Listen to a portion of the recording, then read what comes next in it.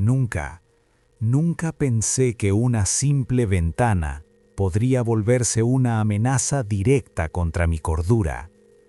Santiago tiene esa luz amarillenta y sucia en invierno, una neblina que parece esconder cosas que simplemente no deberían estar ahí. Esa noche llegaba tarde del trabajo. El cansancio me pesaba en los hombros mientras caminaba hacia mi edificio. Al levantar la vista, algo me heló la sangre. En la ventana de mi departamento, en el cuarto piso, había una figura. Era alta, demasiado alta para ser un humano normal. Estaba quieta, pegada al cristal, recortada contra la débil luz de mi lámpara de pie. No tenía rasgos definidos.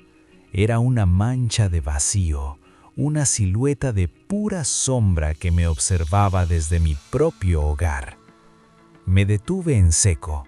El corazón me dio un vuelco. Me froté los ojos, pensando que era un reflejo del poste de luz, pero la figura seguía ahí. Me miró fijamente durante unos segundos que parecieron eternos, y luego, con un movimiento fluido y antinatural, retrocedió hacia la oscuridad del living y desapareció. Subí las escaleras corriendo, con la llave temblando en mi mano. Al entrar, el departamento estaba en un silencio absoluto, frío, vacío. Me convencí de que era la fatiga. Juegos de luces, me dije, pero el aire se sentía distinto, como si el oxígeno fuera más pesado. La siguiente noche, el miedo se convirtió en obsesión. Llegué media hora antes, a propósito. Me quedé en la acera de enfrente, vigilando. Mi ventana estaba oscura, pero mis ojos se desviaron hacia arriba. Allí estaba de nuevo, en la ventana del vecino del quinto piso, la misma silueta, la misma quietud sepulcral. Intenté fotografiarla con el teléfono. Mis manos sudaban. Quería una prueba, algo que me dijera que no me estaba volviendo loco. Pero la pantalla solo mostraba ruido digital, una mancha negra donde debería estar la figura. La cámara solo capturaba oscuridad. Pronto, la presencia bajó del vidrio y entró en mi vida diaria. Los efectos eran sutiles, casi educados. Puertas que yo recordaba haber cerrado aparecían entornadas, sombras en el pasillo que se alargaban más de lo normal, objetos que cambiaban de lugar centímetros, lo suficiente para hacerme dudar de mi memoria. Una madrugada, cerca de las 3 de la mañana, me levanté por un café.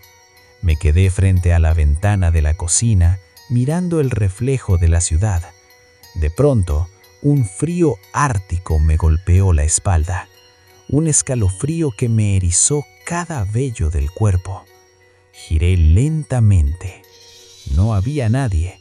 El departamento estaba desierto, pero al volver la vista al vidrio, el reflejo de la cocina mostraba a la figura de pie justo detrás de mi hombro. Estaba tan cerca que en el reflejo su sombra tocaba la mía. Las noches dejaron de ser para descansar, se volvieron una vigilancia constante. Cada ventana, cada superficie pulida se convirtió en un portal. La figura empezó a jugar conmigo. Si yo me sentaba, ella se asomaba por el borde del marco.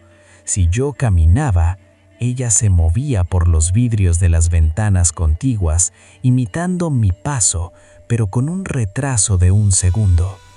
A veces adoptaba poses grotescas, inclinando la cabeza en ángulos imposibles, como un animal curioso estudiando a su presa.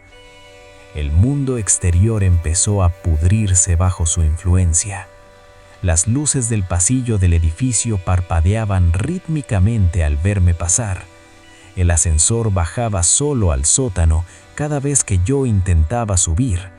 Mi propio reflejo en los espejos comenzó a distorsionarse.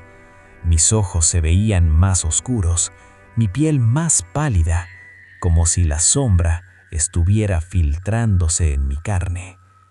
Una noche, harto de escapar, me acerqué al ventanal del living. Pegué mi frente al cristal. La figura estaba ahí, al otro lado, a milímetros de mí. No tenía rostro, no tenía ojos, pero sentí una conciencia vibrante, una inteligencia antigua que me desnudaba el alma. Me estaba estudiando, estaba esperando a que yo aceptara que ya no había vuelta atrás. Ayer ocurrió lo inevitable. La falta de sueño me tenía al borde del colapso. Me levanté por agua y sin querer miré la ventana del pasillo. La figura ya no estaba afuera, estaba dentro del vidrio, pero de una forma distinta. Ya no era una silueta externa, estaba ocupando mi lugar. Cuando levanté la mano para tocar el cristal, mi reflejo no se movió. Mi reflejo se quedó quieto, mirándome con una sonrisa que yo no estaba haciendo. No era una sonrisa humana, era una grieta en la oscuridad de su rostro inexistente. Intenté gritar, pero el sonido se quedó atrapado en mi garganta. Intenté retroceder, pero sentí que mis pies pesaban toneladas. La figura dentro del espejo empezó a imitar mis movimientos de nuevo, pero ahora ella lideraba. Ella se movía, y mis músculos respondían involuntariamente. Yo era la marioneta, y ella el titiritero. Esta mañana desperté en el suelo. Las ventanas están limpias, la ciudad sigue su curso, pero yo ya no puedo ignorarlo. Cada vez que paso frente a un escaparate, cada vez que miro el espejo del baño, la veo. La figura está un poco más nítida hoy. Ya casi puedo ver la textura de su piel de sombra. Sé lo que viene. Está esperando el momento en que yo parpadee demasiado tiempo o que el cansancio me venza por completo. Quiere intercambiar lugares. Quiere que yo sea la silueta que observa desde la ventana, mientras ella sale a caminar con mi ropa y mi nombre. ¿Alguna vez has sentido que tu reflejo se mueve un milisegundo después que tú? ¿Has sentido que alguien te mira desde una ventana oscura cuando caminas solo por la calle? Ten cuidado, no siempre es un juego de luces. Dime en los comentarios, ¿has visto alguna sombra en tu ventana que no debería estar ahí? Cuéntame tu experiencia. Los leo todos, especialmente en la madrugada. Si te ha gustado este relato, deja tu like y suscríbete para cruzar el límite conmigo una vez más. No todos los relatos se cuentan dos veces. El peluche apareció una mañana en el asiento del copiloto. No recordaba haberlo comprado, ni siquiera recordaba haber abierto el auto la noche anterior. Era un oso pequeño, de esos baratos que venden en ferias o puestos improvisados fuera de los supermercados. Pelaje gris, algo apelmazado. Uno de los ojos estaba torcido, cosido con evidente apuro. No era bonito, pero tampoco feo. Era correcto, demasiado correcto. Lo tomé con 2 dedos. Bajo el pelaje sentí algo extraño. El relleno no cedía. Era denso, casi granulado. No me gustó.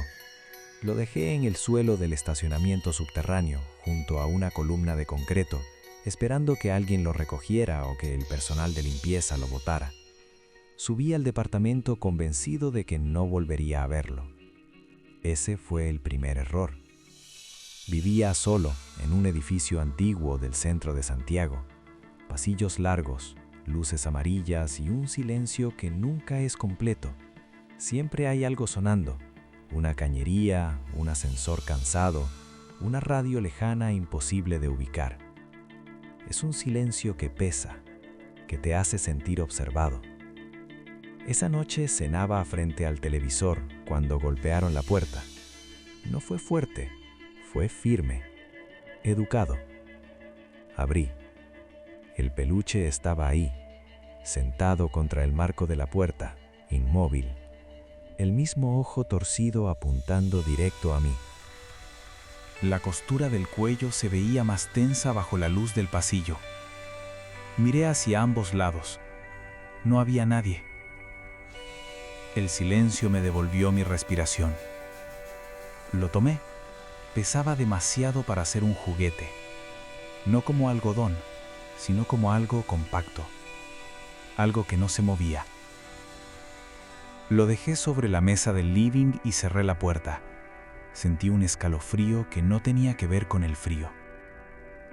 Me prometí botarlo a la mañana siguiente, de forma definitiva. Esa noche soñé con el edificio vacío, sin puertas, sin números, solo pasillos interminables que se curvaban en la oscuridad. Algo pequeño me seguía, se arrastraba. El sonido era suave, casi respetuoso, tela rozando el suelo, un susurro constante que se metía en la cabeza.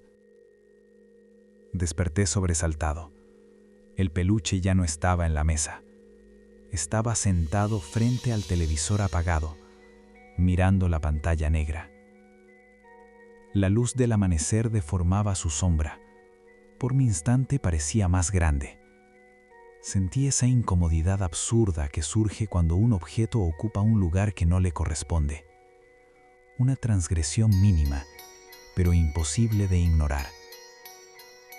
Lo metí en una bolsa de basura negra, la até con fuerza y bajé al subterráneo. Lo empujé hasta el fondo del contenedor, bajo otras bolsas. Subí sin mirar atrás. 3 horas después, mientras me lavaba los dientes, lo vi en el espejo del baño. Estaba sentado sobre la tapa del WC. No grité, no me moví. Mi cuerpo reaccionó con algo peor: aceptación. Esa noche pedí acceso a las cámaras del pasillo. Le dije al conserje que había perdido un paquete. Avancé la grabación.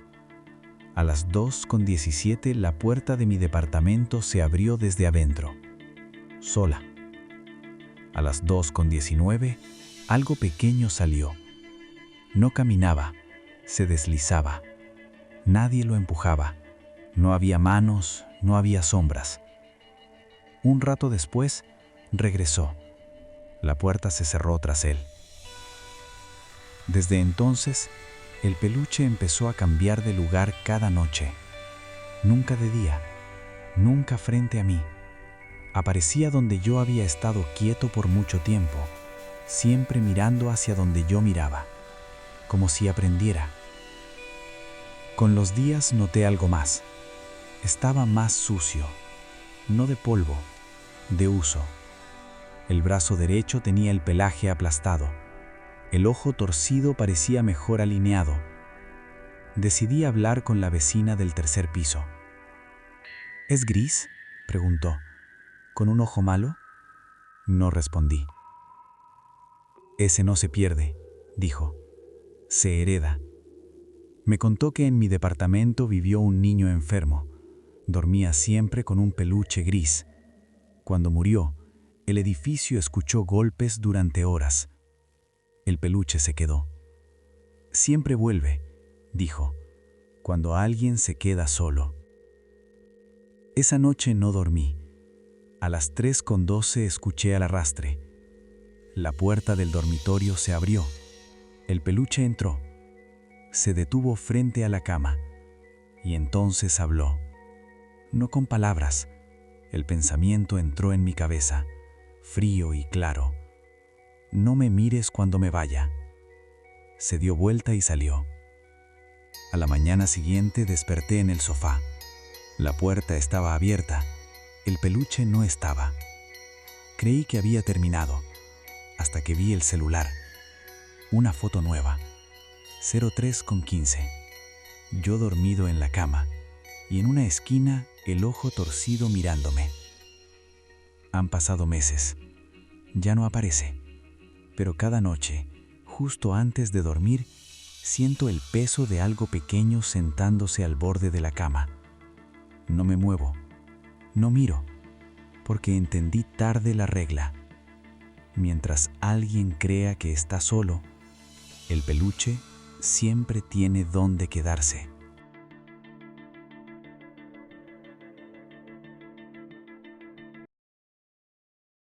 La primera luz apareció a las 2:14 de la madrugada. No era un rayo, no era una estrella fugaz, no era un reflejo de la luna del lago. Era una luz inmóvil, un orbe blanco suspendido sobre el agua, como si alguien hubiera olvidado apagar algo en el cielo. Una lámpara imposible, anclada en la noche patagónica. Yo estaba despierto porque en la Patagonia el silencio nunca duerme del todo. Siempre hay viento, aunque sea leve. Siempre hay agua moviéndose en algún lado. El murmullo del lago, el crujido lejano de los árboles. Pero esa noche todo estaba quieto, demasiado quieto. Había viajado al sur por trabajo, una semana instalando equipos de medición en una zona donde no llegaba señal, ni radio, ni turistas. Una cabaña básica prestada por la municipalidad, sola a la orilla del lago. Madera vieja, calefacción a leña, una mesa, una cama y una ventana que daba directo al agua. Desde ahí vi la luz. Pensé que podía ser una avioneta, o un dron, o alguna base militar más lejos de lo que uno imagina. En el sur siempre hay rumores, lugares que no aparecen en los mapas, ejercicios que nadie confirma. Pero la luz no se movía, no parpadeaba, no vibraba, no hacía ruido. Era como si el cielo hubiera desarrollado un ojo. Saqué el celular. No había señal, pero la cámara funcionaba. Al enfocar, la pantalla empezó a fallar. Líneas de interferencia cruzaron la imagen. Del parlante salió un zumbido leve, aunque yo no estaba grabando audio. Bajé el celular. Y entonces vi otra luz. Más cerca, más baja, sobre los árboles del otro lado del lago. Esta sí se movía. No avanzaba en línea recta, se deslizaba, ajustando su altura con movimientos suaves, precisos, como si estuviera buscando algo, como si estuviera midiendo. Sentí una presión en el pecho, no miedo todavía, algo más antiguo. Esa sensación que aparece cuando el cuerpo entiende el peligro antes que la mente. Cerré la cortina. No recuerdo haberlo decidido, solo pasó. Me senté en la cama. El reloj marcaba las 2:19. El tic-tac del reloj de pared sonaba demasiado fuerte, como si la cabaña estuviera vacía solo para amplificarlo. Fue entonces cuando escuché el sonido. No venía de afuera, venía del piso. Un zumbido grave, profundo, como el motor de algo enorme funcionando muy lejos. Pero también sentí cómo vibraba bajo mis pies, la madera, la tierra, mi cuerpo, como si la Patagonia misma estuviera reaccionando. La ampolleta titiló. Una vez, 2 veces, y se apagó. La cabaña quedó en oscuridad total. No grité, no me moví. El zumbido aumentó, el aire se volvió espeso, respirar costaba. Mis oídos se taparon, como si hubiera subido de golpe a una altura imposible. Y entonces, alguien golpeó la puerta. No fue un golpe fuerte, fue exacto. 3 veces. Toc, toc, toc. Como si supieran exactamente dónde estaba. ¿Hola?, dije. Mi voz no parecía mía. El zumbido se detuvo de golpe. Silencio absoluto. Avancé a tientas hasta la puerta. El picaporte estaba frío. Giré, abrí. Afuera no había nadie, pero el bosque ya no era el mismo. Los árboles estaban iluminados desde arriba por una luz blanca, sin origen visible. Las sombras no caían donde debían, Iban en direcciones equivocadas, como si el suelo no supiera desde dónde estaba siendo observado. Di un paso afuera, y el mundo se apagó. No fue un desmayo, no fue un sueño, fue como si alguien hubiera bajado un interruptor. Nada. Desperté con la cara sobre tierra húmeda, olía a musgo, a agua estancada, el cielo seguía oscuro, pero ya no había luces. Intenté moverme, no pude. Mi cuerpo estaba rígido, inmovilizado sin que nada me tocara. Podía respirar, pero cada inhalación se sentía controlada, medida. Escuché voces. No eran palabras, eran tonos, pulsos, secuencias, como si alguien se comunicara con una máquina, no con una persona. Intenté gritar, no salió nada. Entonces vi las siluetas, altas, delgadas, demasiado quietas. No caminaban, se deslizaban, como si no necesitaran el suelo. No tenían ojos visibles. Aún así supe cuándo una se detuvo frente a mí. Sentí algo entrar en mi cabeza. No fue dolor, fue revisión. Recuerdos desordenados empezaron a pasar. Mi infancia, mi casa, mi madre llamándome por mi nombre, cosas que había olvidado por completo. Todo era observado, no juzgado, clasificado, y una idea se impuso sobre las demás. No eras el objetivo, pero ahora ya estás registrado. La presión desapareció.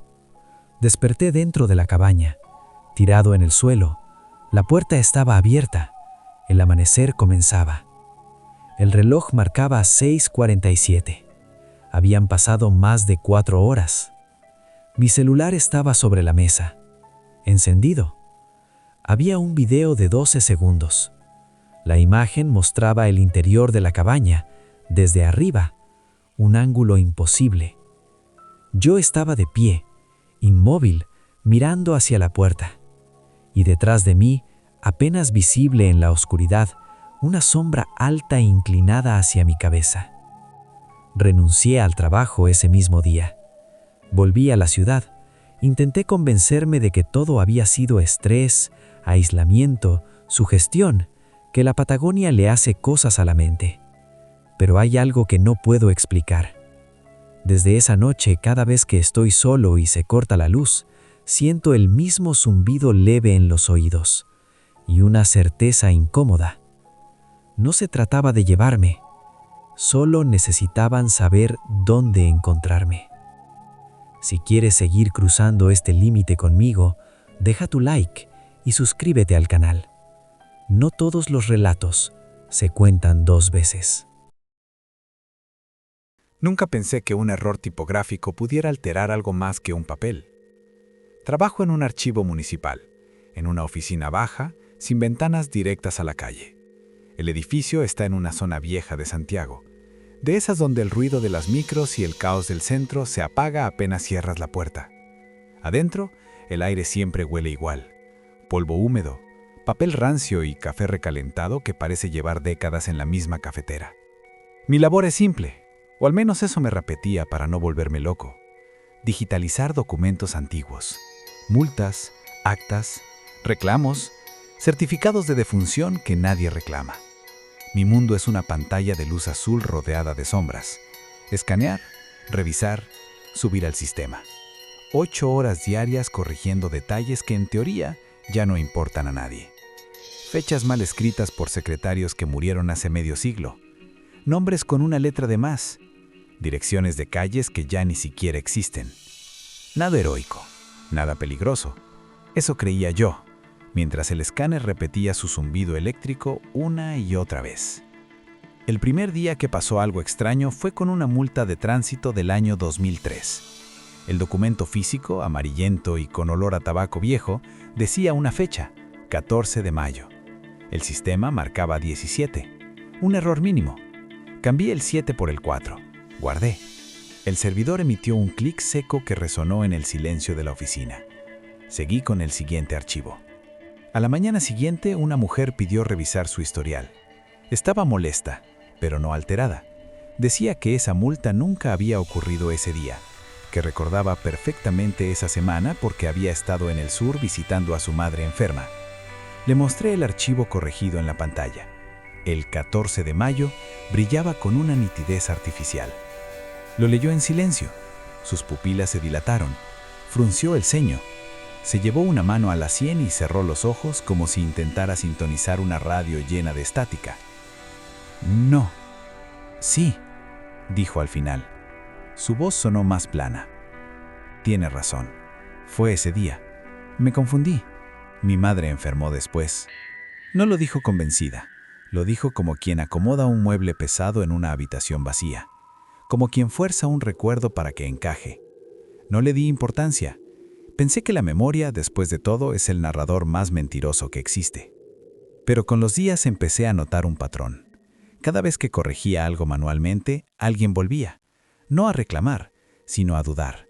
Personas que llegaban con una certeza absoluta y que al enfrentarse al documento digitalizado por mis manos, empezaban a recordar otra cosa, otra versión de su vida.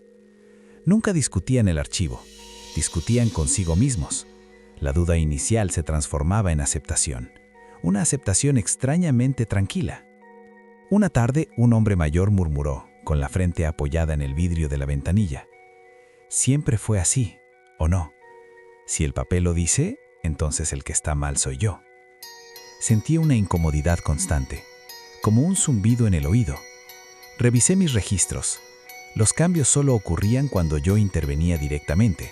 Los documentos escaneados sin errores no provocaban nada. Era como si el archivo digital tuviera más peso que la realidad, como si el servidor del municipio administrara el pasado.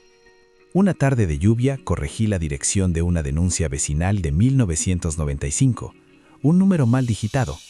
Al día siguiente, el denunciante, ya anciano, volvió a buscar una copia. Mientras esperaba, me contó con una risa nerviosa que había pasado 30 años creyendo que el problema ocurrió en la casa donde crecieron sus hijos. «Siempre fue en la otra cuadra», dijo, mirando el papel recién impreso. «No sé por qué me confundí tanto tiempo». Sonrió. Sus ojos estaban vacíos. Yo no sonreí. Empecé a preguntarme si no estaba exagerando. Tal vez era el encierro, la falta de luz, el ruido constante de los servidores. Hasta que ocurrió algo que ya no pude ignorar. Buscando un archivo antiguo, escribí mi propio apellido en el buscador. Apareció un expediente con mi nombre completo. No debería existir. Abrí el archivo con el corazón acelerado. Historial laboral. Direcciones donde supuestamente viví en Providencia y Ñuñoa. Y una anotación administrativa, resaltada en rojo. Corrección pendiente. Lo inquietante no era el documento, era que algunas cosas ya estaban corregidas. Años de trabajos que no recordaba. Un periodo completo de mi vida descrito con precisión. Nombres, sueldos, horarios, incluso amonestaciones. Llamé a un amigo de esa época. Le pregunté por un viaje que yo recordaba con claridad. Hubo silencio al otro lado. ¿De qué hablas? Ese año trabajabas todo el día en esa exportadora. Siempre cuentas lo mucho que odiabas ese lugar. Mientras hablaba, una imagen ajena empezó a filtrarse en mi mente. Alfombra gris, fotocopiadora, olor a desinfectante. Mi memoria estaba siendo reemplazada. Desde ese día perdí detalles pequeños, conversaciones recientes, decisiones que otros aseguraban que yo había tomado. Nada abrupto, solo ajustes, como si alguien estuviera afinando una versión más conveniente de mí. Volví al archivo una noche, fuera de horario. Entré con mi llave y encendí un computador aislado. Abrí mi expediente. Había nuevos cambios, y yo no los había hecho. El cursor parpadeaba mientras una línea se escribía sola. Proceso de alineación al 85%. Actualización en curso. Sentí un frío profundo. No miedo a morir, miedo a dejar de existir como individuo. Dejé de ir al trabajo. Me encerré en mi habitación. Aún así aparecían objetos que no recordaba haber comprado, fotos de viajes que no reconocía. Intenté escribir mis recuerdos en papel, algo físico, pero al releerlos me parecían ajenos. Una semana después, en una biblioteca pública busqué mi nombre en un computador cualquiera. El archivo seguía ahí, actualizado en tiempo real. No decía que yo hubiera muerto, no decía que yo hubiera desaparecido. Solo estaba ordenado, sin errores, una vida coherente y completamente ajena. Salí a la calle bajo el sol pálido de la tarde santiagueña con la certeza de que aún caminaba, aún respiraba, pero ya no era una versión definitiva. Tal vez nunca fui otra cosa que un error que alguien decidió corregir. Si quieres seguir cruzando este límite conmigo, deja tu like y suscríbete al canal. No todos los relatos se cuentan dos veces.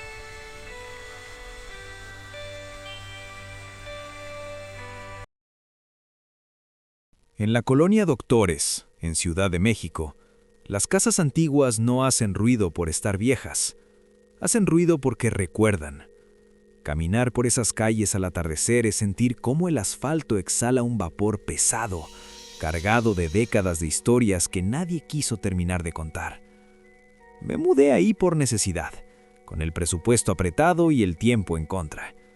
El departamento era pequeño, en un segundo piso al que se llegaba por un pasillo largo, de esos que parecen estirarse cuando la luz falla.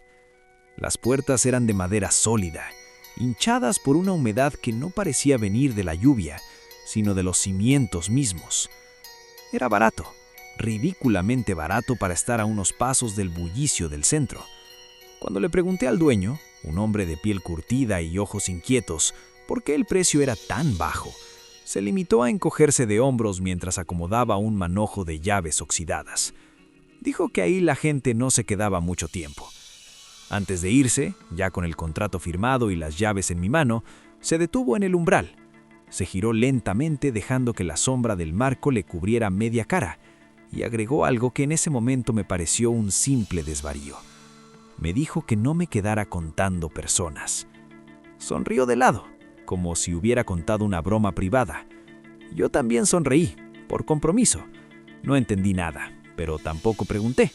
Tenía cajas que desempacar y una vida que recomponer. La primera noche dormí mal, pero no por miedo. Fue por los sonidos normales de una ciudad que nunca descansa. Un camión de basura quejándose en la esquina, el eco lejano de una patrulla, un perro ladrando sin ganas desde alguna azotea vecina. Nada fuera de lo común. La segunda noche, el silencio del edificio se volvió más pesado. Cerca de las 3 de la mañana, escuché pasos en el pasillo común. Eran lentos y pesados. No eran pasos cansados ni apurados. Eran pasos medidos, rítmicos, como si alguien estuviera contando cada baldosa antes de avanzar. Me quedé inmóvil en la cama. El sonido se detuvo justo frente a mi puerta. Esperé un golpe, un llamado, el sonido de una llave, pero no ocurrió nada. Abrí la puerta de golpe. El pasillo estaba vacío. Las luces fluorescentes parpadeaban con un zumbido eléctrico que parecía morder los nervios. No había nadie. Cerré con doble llave y volví a la cama, repitiéndome que los edificios viejos hacen trucos extraños. La tercera noche, los pasos volvieron, pero esta vez el horror fue distinto. No venían del pasillo, venían de la pared que daba al departamento vecino, un departamento que, según yo sabía, estaba desocupado. Eran golpes suaves, secos, como nudillos golpeando madera vieja, pero desde dentro del muro. Primero uno, luego dos, luego tres. Después, un silencio absoluto. Pensé en tuberías, en asentamientos del suelo, en ratas. Pensé en todo menos en lo que mi instinto ya estaba intentando advertirme. En la Ciudad de México uno aprende a normalizar ruidos imposibles. Es la única forma de poder dormir. A la mañana siguiente, bajé las escaleras y vi a una señora mayor sentada frente a su puerta en la planta baja. Llevaba un rebozo gris y barría el mismo pedazo de piso una y otra vez. No levantaba la basura, solo la movía de un lado a otro. Le pregunté si el departamento de al lado del mío estaba ocupado. La mujer dejó de barrer, pero no levantó la vista. Dijo que ahí todos estaban ocupados, aunque no vivieran. No quise preguntar más. Esa noche el aire en mi cuarto se volvió espeso. Empecé a escuchar voces. No eran palabras claras, eran murmullos, susurros superpuestos como si varias personas hablaran muy bajo dentro de una habitación cerrada. Me levanté y pegué el oído a la puerta. El pasillo estaba en silencio. pero cuando retrocedí, lo entendí. El murmullo no venía de afuera, venía del piso bajo mis pies, de las paredes que rodeaban la cama, del techo que me cubría. El edificio entero estaba susurrando. Apagué la luz del departamento, no por lógica, sino por desesperación, y el murmullo se apagó conmigo. En esa oscuridad total, una voz clara y helada se pegó a mi oído. Dijo que faltaba uno. Encendí la lámpara con un manotazo. Estaba solo, pero al mirar la ventana mi reflejo pareció reaccionar un segundo tarde, como si intentara imitarme con retraso. Esa noche no dormí. Al amanecer, busqué información. La vecindad había sido construida en los años 40 sobre una antigua casa de huéspedes. Encontré una nota vieja sobre un incendio rápido, sin causa clara. El problema era el número de muertos. Algunos registros hablaban de 8, otros de 9. Un archivo incompleto mencionaba 10, pero el último nombre estaba borrado. Esa noche el conteo empezó de verdad. No lo escuché con los oídos, lo sentí en la base del cráneo, en los dientes, en el pecho. 1, 2, 3. Me tapé los oídos, pero el ritmo se metía en mi respiración, en mis latidos. 4, 5. Algo golpeó la puerta principal, no como una mano, sonaba plano, pesado, como si alguien golpeara con la frente. 6. Grité que se fueran, amenacé con llamar a la policía. El conteo no se detuvo. 7. Salí al pasillo. Las puertas de los otros departamentos estaban entreabiertas. Miré dentro de uno. Vacío. Todos estaban vacíos. 8. Sentí una mano en el hombro, fría, pesada, sin pulso. Una voz, formada por muchas voces, dijo que ya casi. Corrí escaleras abajo. En la planta baja, la señora seguía barriendo el mismo lugar. Le grité que me ayudara. Le dije que había gente arriba. Me miró por primera vez. Sus ojos eran grises, sin pupilas. Dijo que por eso me habían advertido, que ahora ellos sabían que yo podía hacerlo. Le pregunté qué cosa. Respondió una sola palabra: completar. Salí corriendo a la calle. Autos, vendedores, ruido, vida. Me apoyé en un poste respirando con dificultad. Y entonces, dentro de mi cabeza el conteo volvió a empezar. 1, 2. Dormí en casa de un amigo, lejos de ahí. El conteo no se detuvo. Siempre llegaba al 8 y se quedaba suspendido, como si esperara algo. Al amanecer lo entendí. No estaban contando a los muertos, estaban contando a los vivos que se quedaban. Volví a la vecindad al mediodía. El dueño me esperaba en la entrada. Me preguntó si ya me iba. Le pregunté cuántos éramos. Dijo que conmigo 9. Sentí un alivio extraño. Le pregunté cuántos necesitaban. Respondió que 10, que siempre falta uno para cerrar la puerta. Caminó hacia el pasillo.